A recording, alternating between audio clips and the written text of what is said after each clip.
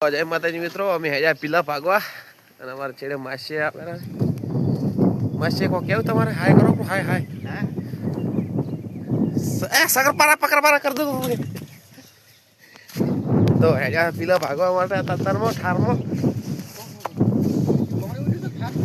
આટલો બધો ઠાર પડ્યો છે પણ કાલી પોણી હાચ્યું તું